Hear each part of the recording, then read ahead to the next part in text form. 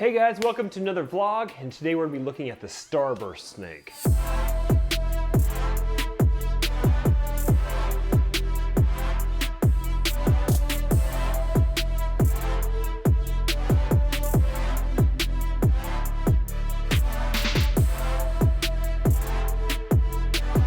Alright guys, so you're probably wondering where did that name even come from? You never heard of a Starburst snake. Well, actually, the name didn't exist until last weekend when Miguel was here and he took a look at the Inchy Leopard lavender.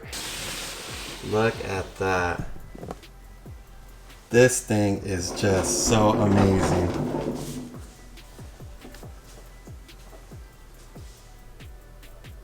It's not an official name, he just called it that because it really does look like the color of Starburst. It's really awesome. So about 2 years ago, I started working towards the Inchy Lavender project after seeing some of the really interesting things that were being made with Inchy albinos.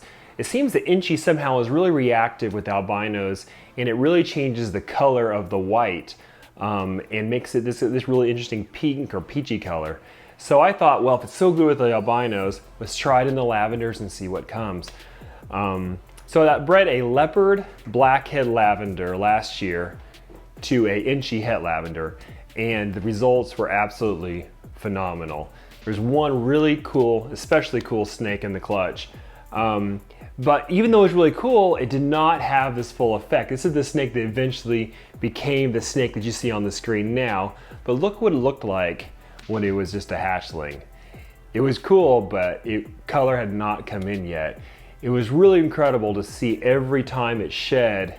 Actually, it wasn't even every time it shed. It kind of came in between the sheds. It was just a gradual color as the color leaked into the snake and really became incredible. Really fantastic. Fast forward today, this snake is absolutely phenomenal. One of my favorite snakes from last year, and actually probably the most popular snake that I took to different shows last year, and a lot of people purchased into the project just because they want to be able to make an animal like this. So as you guys know, in that clutch, I missed on my ultimate snake, which was the leopard blackhead Inchy lavender or the blackhead Inchy lavender. The crazy thing is that just this past week, we've hatched another clutch from the exact same pairing, and it looks like we got a couple things that may be the exact snake we're looking for. So here's the Inchy leopard lavender girl now.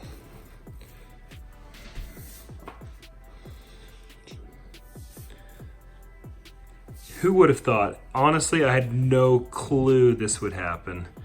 No clue this would happen when I saw the baby.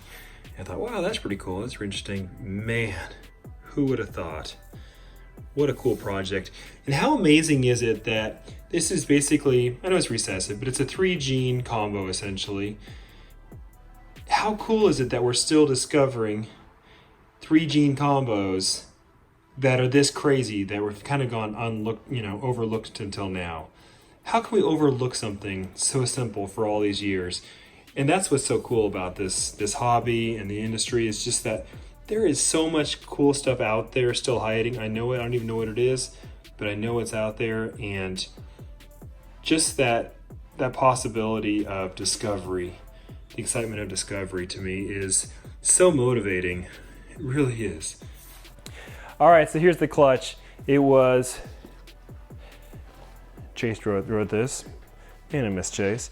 This is a leopard blackhead lavender het pod to an Inchy het lav. You see we did not get a great clutch out of this. This is 5 eggs, but there was 5 infertils. So for whatever reason, the 5 eggs that looked good but didn't have any veins, 5 eggs. Of the 5 eggs, only 3 made it. But you gotta see these 3 that made it.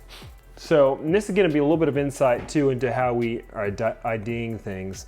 We start with what we know, with what we've seen, and then we branch out and differentiate things based on what's in the clutch and work outwards from there. So this is a Inchy blackhead. It's a well-known combo. It's actually kind of a non-reactive combo in the sense that Inchy and blackhead basically look like a darker version of an Inchy. It doesn't really change much. However, Inchy blackhead and start putting on some other mutations, it's really, really, really nice. For example, like the Mojave or the yellow belly into this snake.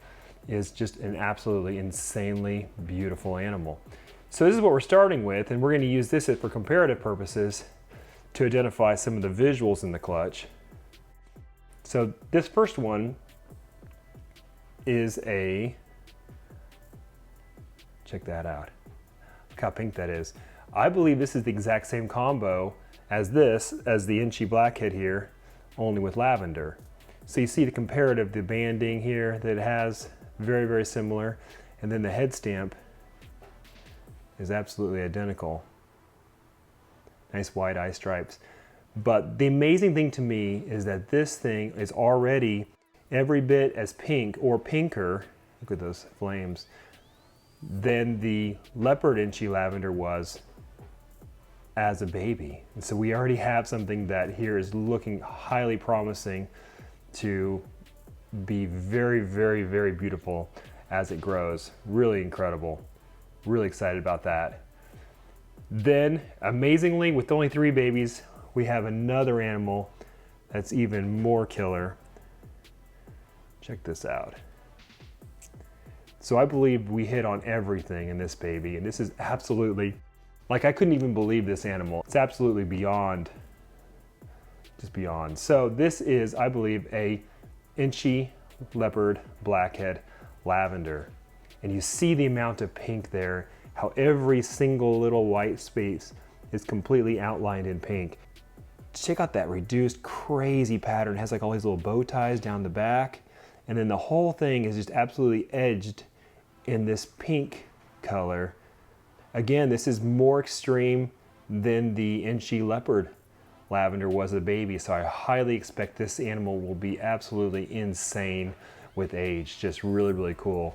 Check out how some of these spots are just pure pink. They don't even have any white in them. I think it's just because they're edged in pink, but this spot's so small that it doesn't have any white coming through. Really, really, really cool. And I'm absolutely just over the moon with this clutch. All right, guys, so they got the pad basically done here. You got a nice mowable slope coming down from the house and everything, and basically there's the site of the building set in. I need to clear up that tree line back there so I can see them out a little better. But we got driveway in here. I'm gonna walk you guys through here a little bit different perspective than the drone perspective here. So we got the driveway in. We're gonna remove some of this fencing and clean that up at some point here, but the driveway in from the road. It's gonna come around here, and then we're gonna have access that's gonna kind of drop. The main building is gonna go up there where the trucks are, and then we're gonna have like a pull around that basically drops down below here at the retaining wall, and a loading dock and some of that stuff. And we're also gonna make a really cool loading area for dumping rodent bedding and stuff into the spreader a little more easily. So working on that. Still got some cleanup on this bank, and we're gonna smooth it all out. But hey, it's coming along, looking really cool. Really excited about this.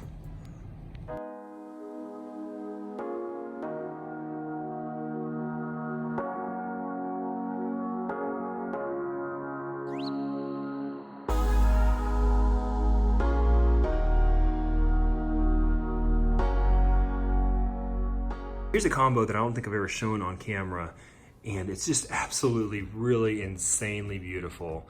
This is a leopard cypress clown, and we've looked at the cypress Batman I think a couple times now, but this is a combo that kind of flew under the radar and kind of, you know, was, I don't know, it kind of lost, you know, it stole, the cypress Batman kind of stole the thunder of the cypress leopard clown. But it's really cool how this is so blush, like almost like a chestnut mahogany type color there in the back stripe, and that wavy stripe. Then the orange head, of course, the cypress really brings in these really orange heads on the clowns, which is beautiful. Leopard in a way is very normalizing pattern in clowns. It tends to really strengthen the back stripe, strengthen the classic clown pattern, make it really bold. So it's not great for when you want to like change up the pattern, but if you want just the most beautiful classic clown, strong clown look, the leopard is the way to go. And that's just absolutely showing in this incredible animal. Look at the belly on this thing. That's really cool.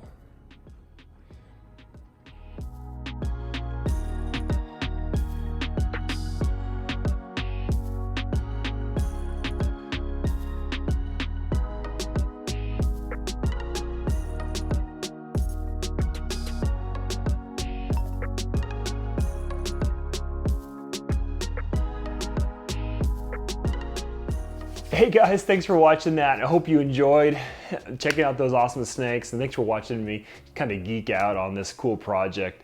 Some of these really cool projects actually aren't that complicated or aren't even that, well, they're morphs that have been around a really long time, but they're absolutely incredible. And how cool is it to find another really cool project that gets better with age? There's just not a lot of those, and that's really what we're all working towards in the end. I want to give you guys a quick update about Chase. He's having a surgery on May 8. For the past week, the reptile community has come together in a way that I've just never seen before and absolutely never anticipated. It's been insanely great. So many people have given to the GoFundMe, and then JT Tomlinson for Reptichip and also Mike Brzee, they have, among others as well, but those two especially have really come together and helped put together an auction group on Facebook, and all proceeds are going to Chase's GoFundMe. So it's really incredible. As of tonight, they had $88,000 raised on GoFundMe. Additionally, Kobylka Reptiles, I have put together a shirt that we're selling to also raise money for his expenses. The goal is just for his family and him to be able to get through this and then not be saddled with lots of debt on the other side. So far, in the last 3 days, we've sold over 300 of these shirts, which is $6,000 straight to Chase's medical fund. We really appreciate every single one of you, and thanks so much for your support. I know it means a ton to him. I talk to him every day, and the fact that so many people out there are rooting for him, praying for him, thinking about him is really what's going to get him through this in the end. Thanks so much, guys. Have a great weekend, and we'll see you next week.